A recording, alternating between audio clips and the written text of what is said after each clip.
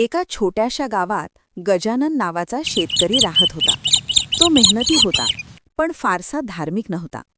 त्याचं आयुष्य साधं होतं. सकाळी शेत, दुपारी काम, संध्याकाळी थकून झोप.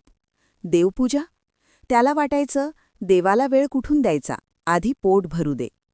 एक वर्ष अचानक दुष्काळ पडला. आभाळ निळं, पण पाऊस नाही.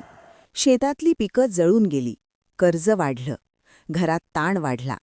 एका रात्री तो खूप खचला.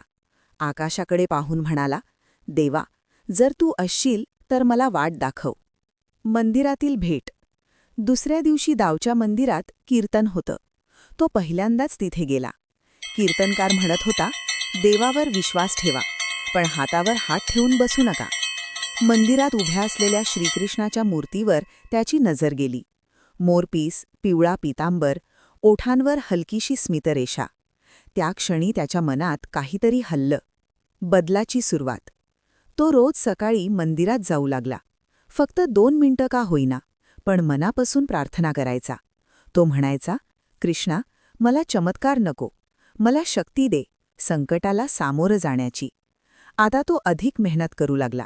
जमिनीत नवीन पद्धती वापरू लागला. आशा सोडली नाही. स्वप्नातील संकेत. एका रात्री त्याला स्वप्न पडलं. हिरव्यागार शेतात तो उभा आहे आणि दूरवर श्रीकृष्ण बासरी वाजवत उभे आहेत.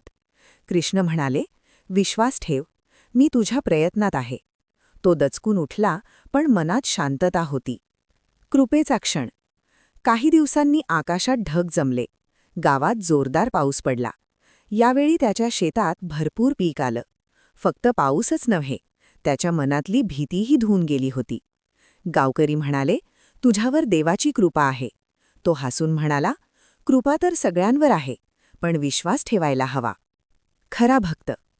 आता तो फक्त संकटात देव आठवत नव्हता.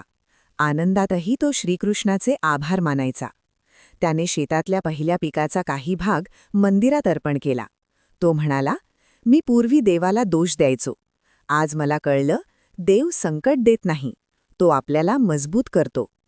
कथेचा संदेश. पावसामुळे शेत देवावर हिरवंगार विश्वास झालं. ठेवा.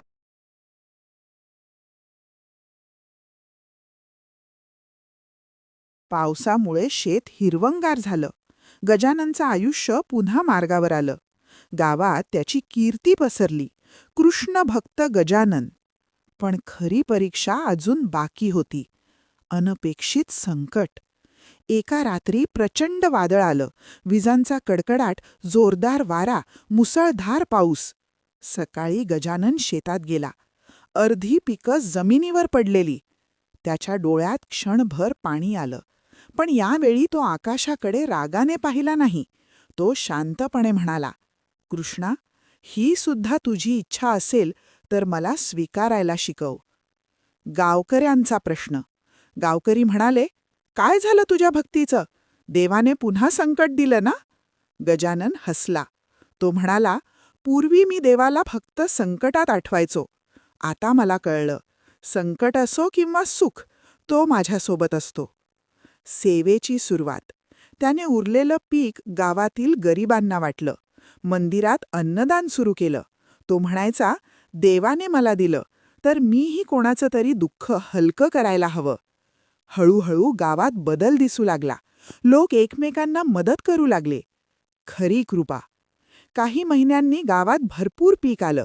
यावेळी फक्त गजाननच नाही, सगळ्यांची शेतं हिरवीगार झाली. गावकऱ्यांनी विचारलं, हे कसं घडलं? गजानन म्हणाला, जेव्हा आपण फक्त स्वतःसाठी नव्हे तर सगळ्यांसाठी प्रार्थना करतो, तेव्हा कृपा सगळ्यांवर होते. अंतिम संदेश. भक्ती म्हणजे फक्त देवाकडे मागणं नाही. भक्ती म्हणजे स्वीकार, भक्ती म्हणजे सेवा, आणि भक्ती म्हणजे संकटातही शांत राहणं.